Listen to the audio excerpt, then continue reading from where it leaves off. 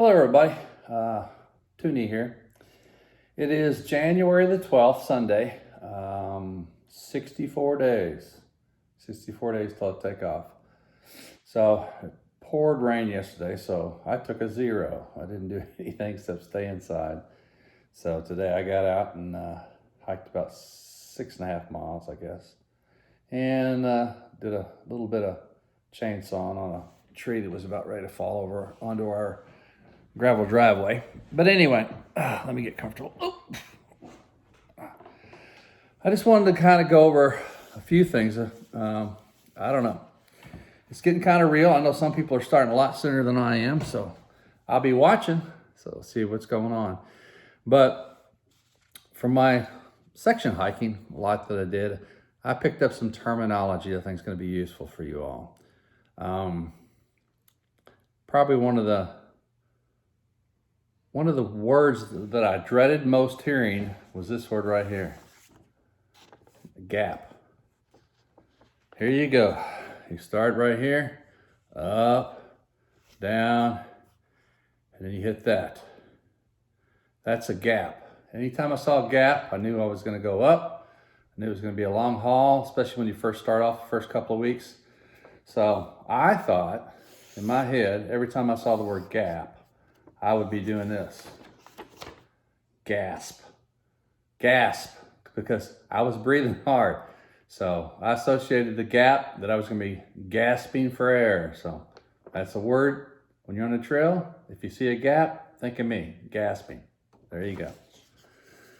Second word that I heard on the trail, or second phrase, or I guess it's an acronym, is this word right here. PUDs. PUDs. Kind of like the gap you have to go up and down, but these are pointless ups and downs. I really only had one of those that I can really remember that just totally frustrated me, and it was Pond Mountain. Now, when you get to Hamilton, I think it's Hamilton, Tennessee, you're going to cross the road, you'll see Laurel Falls, and then you'll start your PUD. You'll go up and over Pond Mountain. You think there's going to be a pond up there. No pond, no water. It's about 4 miles up, about 3 miles down. And if you really went by road, it's only about 1.5 miles going around the base of the mountain. One of the hikers that I saw, he had hurt his leg, so they told him, said, well, if you just walk around the road, you'll be on the other side in about 1.5 miles. So it took me, 2.5, 3 hours to go. He did about in an hour or so. But those. The other thing you're going to hear a lot, and you'll say it to yourself, how much further? When am I going to get there?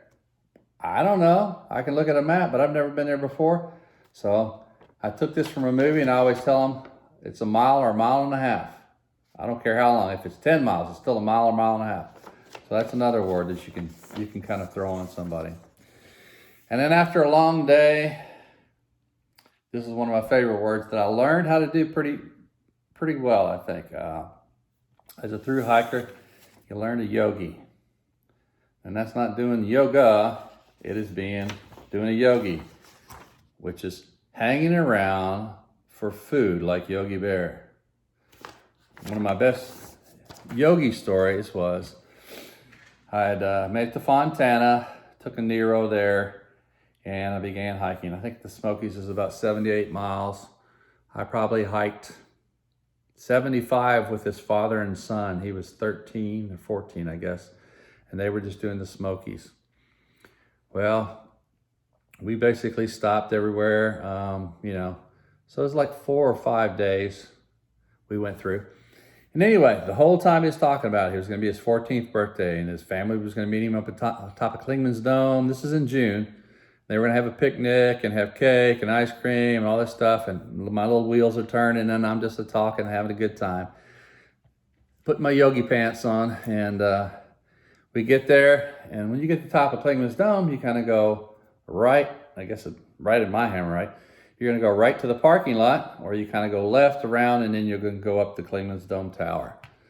Well, we got to that split. Sure enough, the father looks at me and says, "It's been nice talking to you. You have a nice finish hiking."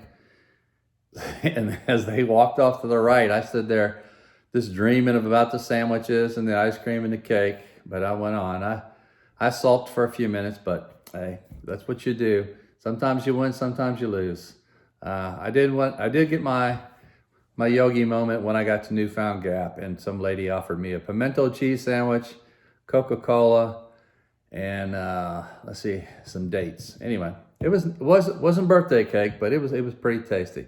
So as you get on the trail and you see some of these words, think about it. Anyway, it's just part of the fun. You're gonna have days where things are really funny to you, and sometimes they're just not. Sometimes they're just a pain in the backside. You have those PUDs, pointless ups and downs, that are going through your head. Why am I doing this? What's going on? Just remember, never quit on a bad day. Take a breath, take a break. You're hiking out there to make it, so just take your time. Anyway, I hope to see you soon. Tomorrow will be day 63 for me before I take off. That's kind of key to me too, because I will turn 63 on the trail on March 24th. So if you see me on March 24th, you can wish me happy birthday. Maybe even give me a bite of your Snickers bar or any special snack that you have, because I'll be yogiing. All right, take care, and I'll see you out there. Thanks again. Bye.